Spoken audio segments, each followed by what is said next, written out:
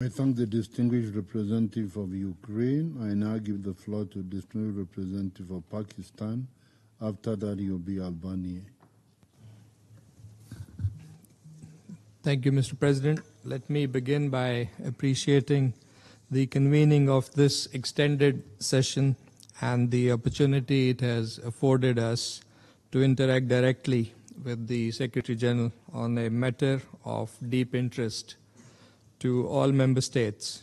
We commend the Secretary General for his leadership and vision. We welcome the UN80 Initiative as a timely and important step towards making the UN leaner, more efficient, and fit for purpose. As a strong advocate for multilateralism and a staunch supporter of the UN and its charter, Pakistan attaches great importance to this initiative. We believe that the key to success lies in the process, which, let me emphasize, must be organic, transparent, consensual, and inclusive. While setting timelines is sometimes useful, flexibility and patience remain essential to achieving the best possible outcome. For reform to be truly effective, it must be internally and member state driven and shielded from external pressures.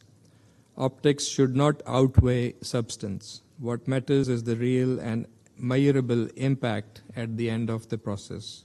I would like to make a few points here. First, this process must build on previous reform exercises, thus taking us forward and not backwards. Relevant information and documents should be available to member states in good time, enabling well-considered review and feedback. Second, the priorities and core interests of the developing countries must remain central, especially with regards to the SDGs and integrity of the 2030 agenda. The development pillar must not be a casualty of this process. Third, the discussion on mandates should be aimed primarily at ensuring their effective and efficient implementation and not arbitrary elimination. We welcome the Secretary General's statement that it is indeed about implementation of mandates and not review.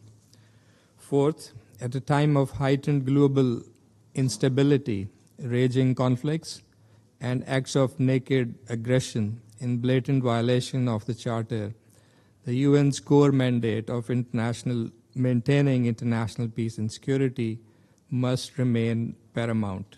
Conflict prevention, peacekeeping, and peacebuilding functions should not be undermined.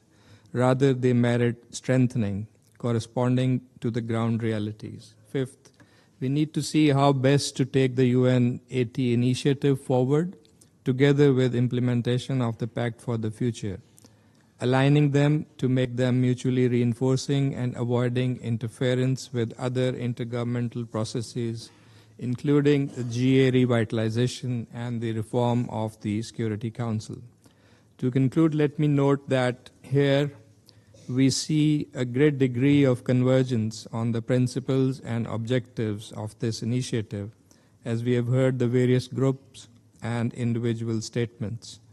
That already provides a direction we should take, shouldering our responsibilities, proceeding with prudence, keeping the collective interest around the three pillars of development, security, and human rights front and center. I thank you. I thank the distinguished